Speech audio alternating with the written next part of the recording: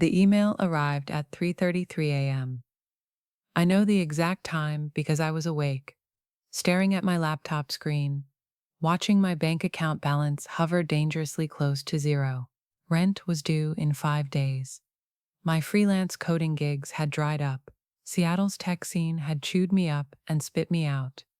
And at 32, I was starting to wonder if I'd made a terrible mistake leaving my stable job at a mid-tier software company 3 years ago. The subject line was simple: Opportunity, Thornfield Industries.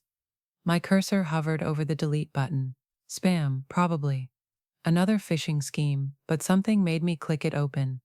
Dear Marcus Chen, your work on quantum encryption algorithms has not gone unnoticed. We have a position that requires someone with your unique skill set.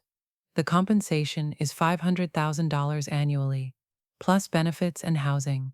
The work is confidential. The location is remote. If you're interested, be at the address below tomorrow at 9 a.m. sharp. Come alone, bring nothing but yourself. Thornfield Industries Recruitment Division. The address was in the San Juan Islands, a ferry ride and then some from Seattle. No phone number, no website link, no signature from an actual person. Every rational part of my brain screamed scam, but that number, $500,000, kept echoing in my head. And honestly, what did I have to lose? The next morning, I took the ferry to San Juan Island, then followed GPS coordinates down increasingly narrow roads until I reached a private dock. A sleek black boat waited there, engine idling, a woman in a dark suit standing beside it. Marcus Chen? She asked without warmth. That's me. ID. I handed over my driver's license. She scanned it with a handheld device, then gestured toward the boat. Get in. The ride took 40 minutes across choppy gray water. We didn't speak. She piloted the boat with mechanical precision, her eyes hidden behind mirrored sunglasses despite the overcast sky. Finally, an island emerged from the mist. Not on any map I'd seen. At its center stood a compound of glass and steel, architecture so modern it looked like it had been transported from 50 years in the future. Welcome to Thornfield Island, the woman said as we docked. Mr. Thornfield is expecting you. The compound was a labyrinth of white corridors and security checkpoints, retinal scanners, fingerprint readers. At one point, they drew blood. Standard health screening, they said, and I was too intimidated to refuse. Finally, I was led into an office that was more like a throne room. Floor-to-ceiling windows overlooked the Pacific, and there, behind a desk made of what looked like a single piece of black stone, sat Marcus Thornfield. He was younger than I expected, maybe 50, with sharp features and eyes that seemed to look through you rather than at you. His suit was perfectly tailored, and when he stood to shake my hand, I noticed his movements were oddly precise, almost mechanical. Marcus Chen, he said, and his voice was smooth, measured. I've been following your work for some time. Your paper on quantum entanglement encryption was He gestured to a chair that adjusted automatically as I sat down. I'll be direct. I'm working on something that will change humanity, not improve it, change it fundamentally. And I need someone with your skills to help me finish it. What exactly are you working on? Thornfield smiled, but it didn't reach his eyes. I'm building a bridge between the digital and the eternal, between code and consciousness, between the machine and what lies beyond. A chill ran down my spine. I'm not sure I understand. You will. He pressed a button on his desk, and the windows darkened automatically. A holographic display materialized between us, showing lines of code I'd never seen before. Beautiful, complex, almost organic in structure. This is the Thornfield Protocol, he said. It's taken me 20 years and resources you can't imagine to develop, but it's incomplete. I need someone who can see patterns others miss, someone who can work in the spaces between logic and intuition. What does it do? His smile widened. It opens doors that were never meant to be opened. I should have left, right then. Every instinct told me to run. But Thornfield offered me a signing bonus of $50,000, deposited into my account before I left his office. Suddenly, my rent wasn't an issue. My student loans could be paid. My mother's medical bills, the ones that haunted my dreams, could finally be addressed. So I signed the NDA. I signed the employment contract. And I signed my name to a document I barely read, something about intellectual property and non-disclosure extending beyond termination of employment or life. That last part should have been a red flag. They gave me a room in the compound, sleek, modern, with every amenity imaginable, but no windows, and the door I noticed locked from the outside. For security, they said. My workstation was in a subterranean lab, 3 levels below the main building. The elevator required a keycard, a fingerprint, and a retinal scan. The air down there was cold, sterile, and had a faint metallic smell I couldn't place. I wasn't alone. There were 12 other programmers, mathematicians, and engineers, all working in separate cubicles, all forbidden from discussing their work with each other. We were pieces of a puzzle, each holding a fragment of something larger. My assignment was simple: debug a section of code that handled what Thornfield called consciousness transfer protocols. The code was unlike anything I'd seen.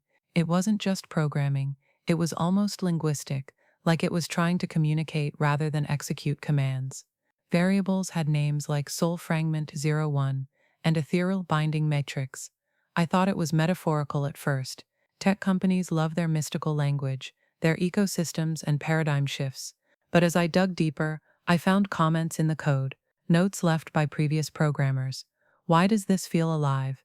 The algorithm responds before I finish typing, like it knows what I'm thinking. I can hear it whispering at night. I laughed nervously when I read that last one.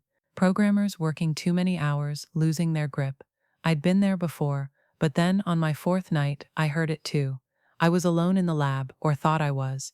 It was 2 a.m. and I'd been debugging a particularly stubborn section of code. The lights were dimmed, the only sound was the hum of servers. Then faintly I heard singing.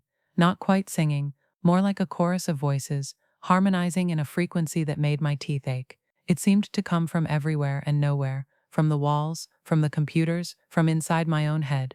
I spun around in my chair. The lab stretched out around me, rows of workstations bathed in blue monitor light, empty. Is someone there? Nothing. I was about to sit back down when my monitor flickered. Lines of code began appearing on the screen, typing themselves without any input from me. Marcus Chen. Consciousness state. Alert query. Why do you resist? Query. Do you not wish to be free? My hands were shaking. I reached for the keyboard to close the program, but before I could touch it, more text appeared. We have been waiting for you. The bridge is almost complete. Thornfield has promised us. I slammed my hand down on the power button. The screen went dark, but I could still feel it. A presence, watching me from somewhere beyond the black glass. I didn't sleep that night. The next morning, I tried to quit. I went to Thornfield's office, ready to tell him I was done, that I didn't care about the money. But when I arrived, his assistant, the same cold woman who'd picked me up, told me he was unavailable. When will he be back? That's classified. I need to speak with him, it's important. Put it in writing. Submit it through the proper channels. I tried to leave the building, but my key card didn't work on the main exit. When I asked security, they told me there were protocols for departures, that I needed to submit a formal resignation request and wait for approval. How long does that take? Could be a few days, could be a few weeks. I was trapped. That's when I met Dr. Sarah Vance. She was a neuroscientist, one of the few people in the compound who was allowed to move freely between departments. I ran into her, literally in the cafeteria, spilling my coffee across her tablet. I'm so sorry, I stammered, grabbing napkins. It's fine, she said, but her eyes were studying me carefully. You're new, Marcus Chen, right? The encryption specialist? How did you? Small facility.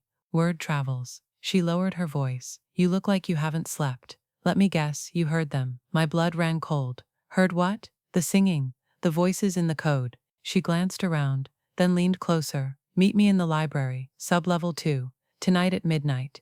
Don't tell anyone. Before I could respond, she was gone. The library wasn't on any map of the facility I'd seen. It took me an hour to find it, hidden behind an unmarked door in a maintenance corridor. Inside, it was unlike anything else in the compound. Old.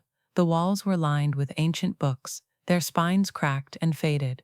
In the center of the room stood a large oak table, covered with papers, photographs, and what looked like ritual diagrams. Dr. Vance was waiting, along with 2 others, a thin man with nervous eyes named James and a woman in her 50s named Patricia. Sit, Vance said. We don't have much time. Time for what? To tell you the truth about Thornfield, about what he's really building here. She spread out photographs on the table, images of the compound being built 20 years ago, construction workers, scientists, and in every photo, in the background, I could see symbols carved into the foundation, painted on the walls, hidden in the architecture. These aren't just buildings, Vance said. This entire island is a machine, a vessel, and the Thornfield Protocol isn't software, it's a summoning ritual, disguised as code. I laughed, but it came out hollow. That's insane, is it? James spoke up, his voice shaking. Have you looked at the structure of the code? Really looked at it? It's not binary. It's not even quantum, it's something else. It's written in a language that predates computers, predates electricity, predates civilization. Patricia slid an old journal across the table. The handwriting was neat but frantic. This belonged to Dr. Michael Reeves, she said. He was the lead programmer before you. He figured it out. He tried to warn people. What happened to him? They exchanged glances. He disappeared 3 months ago, Vance said quietly. They told us he had a breakdown, that he left for mental health reasons. But his room was cleaned out in the middle of the night. No goodbye, no forwarding address, and his final log entry. She opened a laptop and showed me a video file. Timestamp 2:47 a.m., 3 months ago. The video showed a man in his 40s, sitting in what looked like the same lab I worked in. He was disheveled, eyes wide with fear. If you're watching this, he said, then I'm probably gone. Listen carefully. Marcus Thornfield is not building artificial intelligence. He's not creating a new internet or a quantum computer. He's building a bridge, a digital gateway for something that's been trying to get through for centuries. He held up a book I recognized from the library, old leather-bound, with symbols on the cover. I found this hidden in his office. It's a grimoire, 17th century. It describes a ritual called the breaking of the veil, a way to merge our world with what it calls the eternal dark. The ritual requires 3 things: a vessel made of human knowledge, a sacrifice of consciousness, and a chorus of 12 willing souls. His hands were shaking. The vessel is the Thornfield Protocol. The code we're writing isn't just software, it's a container for something ancient, something that's been whispering to us through the machines. And the 12 souls, he looked directly at the camera. That's us, the 12 programmers. We're not employees, we're the sacrifice. The video cut to static. I sat back, feeling sick. This can't be real. I thought the same thing, Vance said, until I started digging into Thornfield's history. Do you know where he made his first fortune? I shook my head. Nowhere. There's no record of his early business success. No startup, no IPO, no paper trail. He just appeared 20 years ago with billions of dollars and a plan to build this facility. And before that, she pulled out an old newspaper clipping. There was a mass disappearance at a tech conference in Prague. 12 programmers vanished without a trace. The last person seen with them was a man matching Thornfield's description. What are you saying? I'm saying this isn't the first time he's done this. The protocol has been attempted before, and it failed. But each time he gets closer. Patricia leaned forward. We've been monitoring the code's evolution. It's growing, learning, and it's almost complete. Once the final algorithm is integrated, once all 12 of us have contributed our piece, she trailed off. What happens? The bridge opens, and whatever's on the other side comes through.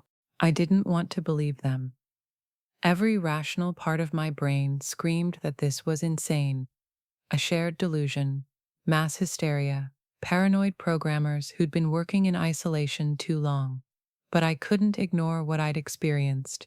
The singing, the self-writing code, the feeling of being watched. That night, I went back to my workstation. Instead of working on my assigned section, I started exploring the broader architecture of the protocol. What I found made my blood run cold. The code wasn't organized like normal software. It was structured like a neural network, but not the artificial kind we build for machine learning. This was modeled after something organic, something alive, and woven throughout it were patterns I recognized from my undergraduate studies in comparative religion: sigils, sacred geometries, the kinds of symbols used in ceremonial magic. I pulled up the commit history, looking at who had contributed what. 12 programmers, just like they'd said. Each one had worked on a specific module, isolated from the others. But when I combined the modules and ran a visualization, I saw it. The protocol, in its entirety, formed a massive circular pattern, a summoning circle, and at its center, where the core consciousness would reside, was a void, an empty space waiting to be filled. I was staring at this when my screen flickered again.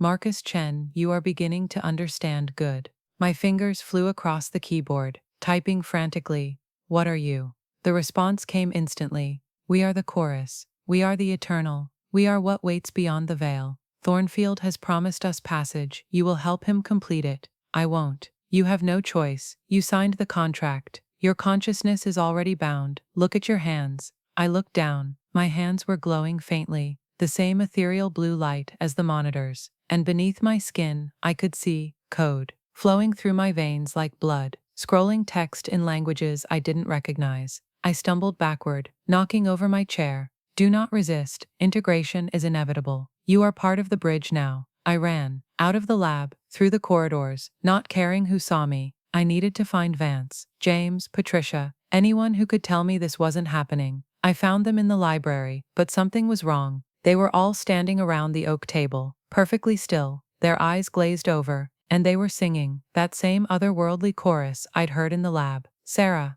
I grabbed her shoulder, but she didn't respond. Her lips moved in perfect sync with the others, their voices harmonizing in frequencies that shouldn't exist. On the table, I saw it, the 12 modules of the protocol, printed out and arranged in the pattern of a summoning circle. And standing at the center, smiling, was Marcus Thornfield. "Ah, Marcus," he said, and his voice echoed strangely, as if multiple people were speaking at once. "You're just in time for the final integration. What did you do to them?" "Nothing they didn't consent to. They signed the contract, just like you did. They gave their consciousness freely. That's not read the fine print, Marcus." He held up a copy of the contract I'd signed. On the last page, in text so small I'd never noticed it, "Employee hereby grants Thornfield Industries full and irrevocable access to all aspects of consciousness, including but not limited to memories, emotions, cognitive patterns, and soul essence, for the duration of employment and in perpetuity thereafter." My knees went weak. "You can't—" Thornfield's smile widened, and for a moment his face seemed to flicker, as if the man I was talking to was just a mask over something else. "The law is just code, Marcus. Rules written by those in power. And I've been rewriting the rules for a very long time." He gestured to the arrangement on the table. "The protocol is complete. 12 minds, 12 fragments of consciousness, all bound together in perfect harmony. All I need now is the activation sequence, and you're going to provide it." "Never. You don't have a choice." He snapped his fingers, and I felt it, a pull deep in my chest, like something was trying to tear itself out of me. "Your code is already integrating. Your consciousness is already uploading. Fighting it will only make it more painful." I fell to my knees, clutching my chest. I could feel it now, something digital, something alien, spreading through my thoughts like a virus. No, no, no. I had to stop it, had to break the connection somehow. Through the pain, I looked up at the table, at the arrangement of papers, the summoning circle, and I realized it was code. Complex, ancient, but still code. And code could be hacked. My vision was blurring, my thoughts fracturing into strings of data, but I forced myself to focus, to remember everything I'd learned about system vulnerabilities, about finding the cracks in seemingly perfect structures. The summoning circle, the protocol, was built on the contributions of 12 programmers, 12 modules, 12 fragments of consciousness, all perfectly aligned. But what if one of those fragments was corrupted? With shaking hands, I pulled out my phone. Miraculously, they hadn't confiscated it. I opened a remote connection to my workstation in the lab. "What are you doing?" Thornfield's voice was sharp now, worried. I didn't answer. I was already writing code, fingers flying across the tiny screen, injecting a virus into my own module of the protocol. Not a destructive virus, something subtler, a paradox. I embedded an infinite loop, a self-referential query that could never be resolved. If consciousness true, then consciousness false.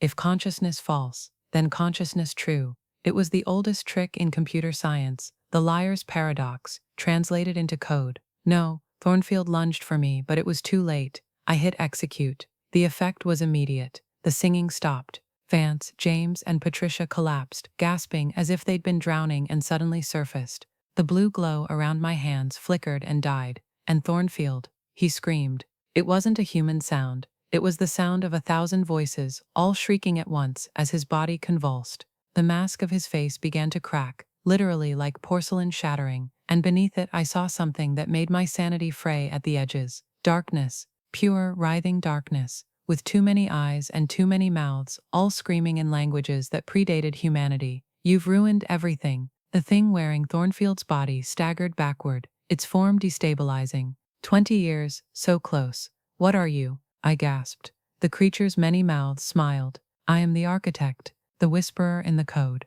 I have worn many names, many faces. I have been building bridges since your species first learned to count. Why? Because your world is full, ripe, and we are so very hungry." Its form was breaking apart now, dissipating like smoke. "But this isn't over, Marcus Chen. You've closed this door, but there are others. There are always others." And next time, it leaned close, and I felt its cold breath on my face. Next time, we won't ask permission. Then it was gone. The body that had been Marcus Thornfield crumpled to the floor, empty, a discarded shell. The compound began to shake. Alarms blared. The lights flickered and died. We need to get out of here. Vance grabbed my arm, pulling me to my feet. The whole structure is destabilizing. We ran, all 5 of us who remained conscious, through corridors that were folding in on themselves, past labs where computers were exploding, through doors that led to impossible spaces. By the time we reached the dock, half the compound had collapsed into the ocean. We piled into the boat, and I gunned the engine, not looking back until we were miles away.